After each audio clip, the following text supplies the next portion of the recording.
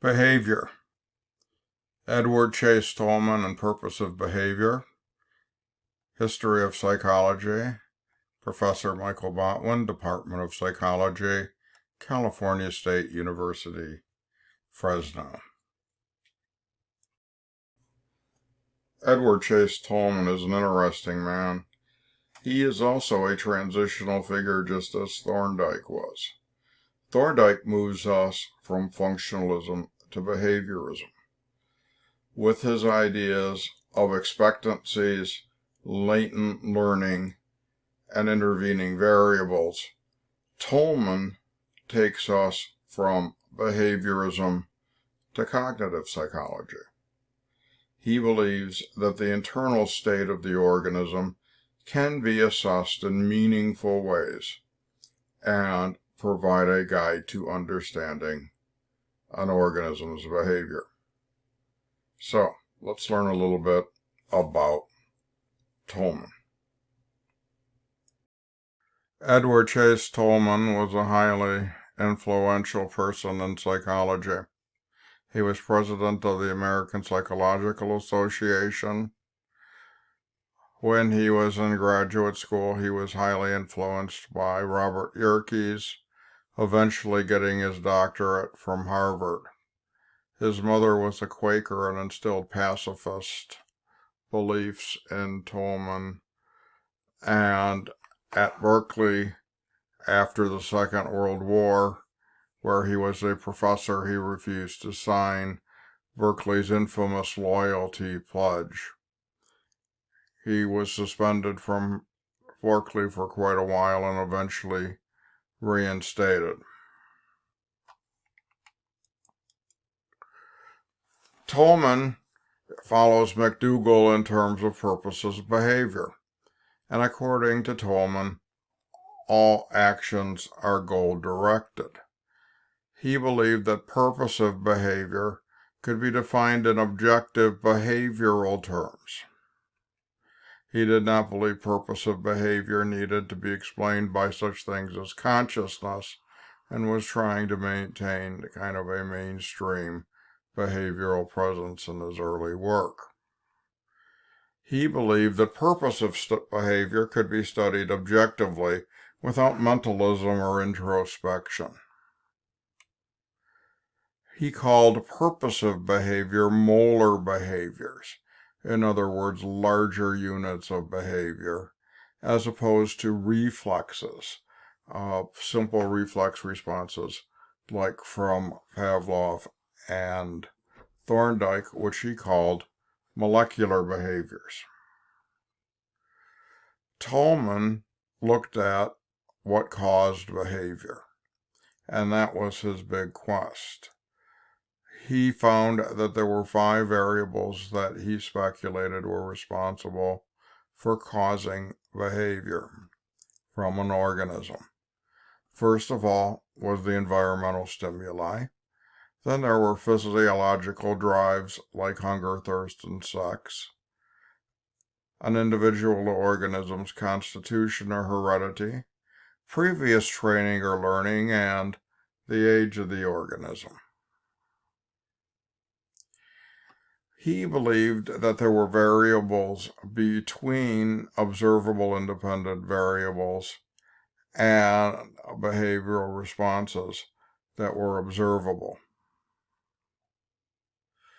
He said there were a set of unobserved variables between the observable, which were the independent variable, and the resultant behavioral response, which was observable and the dependent variable.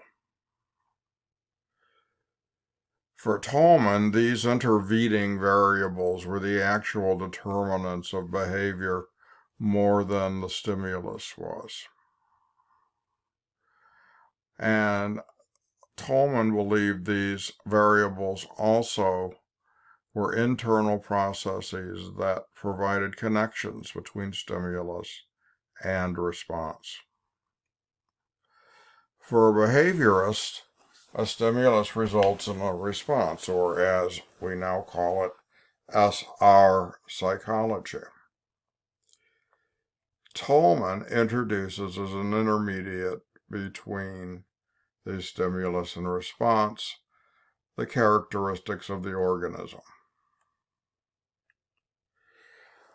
He believed things like intervening variables are important and the resultant learning involved as mitigated by the intervening variables gets better with practice, and he was especially concerned with trial and error learning. Along the way, Tolman formed the idea that we all form hypotheses about what actions will lead to certain outcomes. He believed expectancies develop if an individual's hypotheses about the world are validated. Also, beliefs are formed by the constant confirmation of an expectation or expectancy. I walk up to a soda machine. I don't know anything about the engineering of a soda machine. I put my money in, press a button, and I expect a drink to come out. If I do that over and over again, I build an expectancy. And it's usually confirmed by the resultant drink. Tolman believed that our expectancies formed cognitive maps, which allowed us to develop awareness of the possibilities of a situation. Now, these aren't maps in the sense of road maps or geographical maps, but they're cognitive maps in terms of making us aware of choices and decision points where things have to happen. For example, you may have a cognitive map of how you're going to proceed through this class, and you're aware of the different assignments and the different lectures and the different hurdles that you must complete before you complete this class.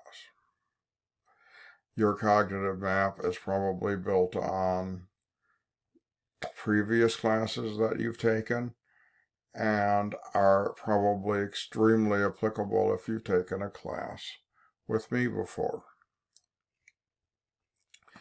Tolman did a classic study that demonstrated the effects of latent learning.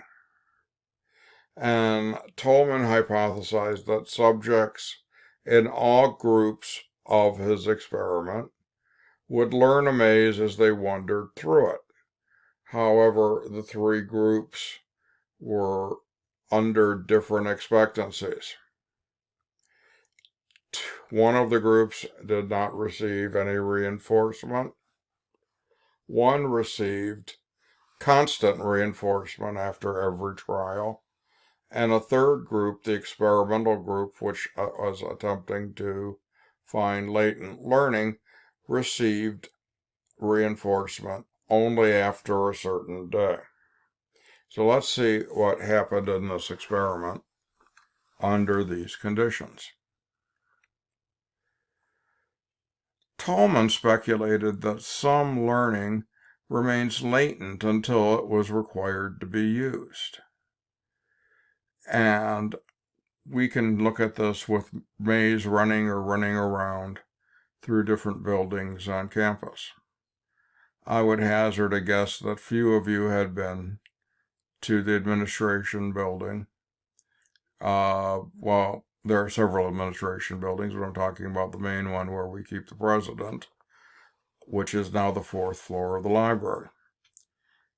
Even if you haven't ever taken a trip up to the 4th floor of the library, not that I'm suggesting that you do, it's not terribly exciting. I would imagine if I told you where an office was there, you could reasonably find it based on your previous trips to the library and how you've learned to navigate campus. Here are the results of Tolman and Honzik's latent learning experiment. If you look, you see three different conditions. The blue line is representing animals, and these were rats running a maze. If you look at the axes, you have the day that number of days on the bottom, and on the vertical axis, the number of errors the rat made as it traversed the maze. And I should say these are averages for several rats in each condition. So in the no food reward condition, the animals learned a little bit about getting out of the maze without any reinforcement at all. The second group, the group represented by the green line, were regularly rewarded with food. Notice they have a classic learning curve that trails off down, and the rats get successively better and better at running the maze after each trial, and they receive a reward every time they finish. Now the red line represents the rats in the latent learning group. For the first 10 days, the animals were treated exactly like the no food reward group. They didn't get anything for running through the maze. And if you look, the lines pretty much parallel each other, the no food and regularly rewarded food conditions. But look what happens after day 11. At day 11, food is introduced into the maze. And if you look at it, there's a large decline in the number of errors the rats make on day 12. And I just noticed day 12 and 13 are transposed on the graph. My apologies. But on day 12, the rats are running significantly faster, and you see the number of errors goes down significantly, and the curve number of errors is even lower after food is rewarded than in the regularly reinforced group. So Tolman said the rats were learning something when they were wandering around the maze, even if they hadn't been rewarded for it. And they brought up this latent learning and used it when they had a good reason to negotiate the maze.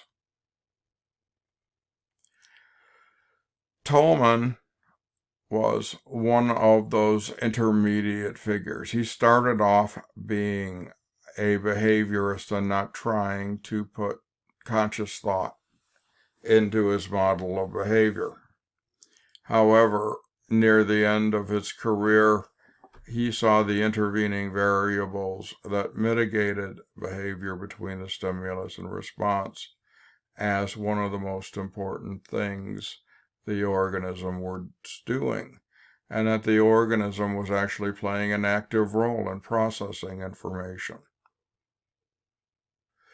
Tolman's work inspired much modern cognitive psychology, and many individuals talk about him as the first true experimental cognitive psychologist. Tolman's work brings us to the brink of cognitive psychology.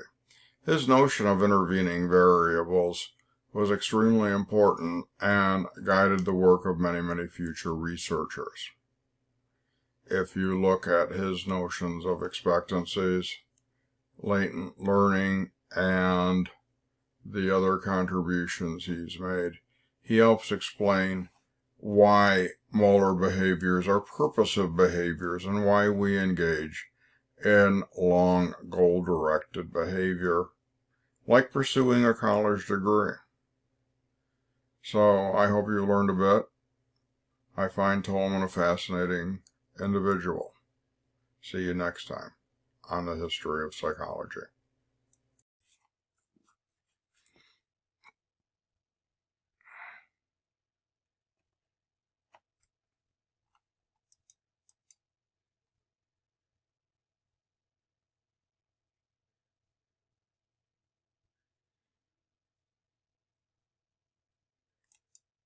This has been a We Have Couches video production. Copyright 2020.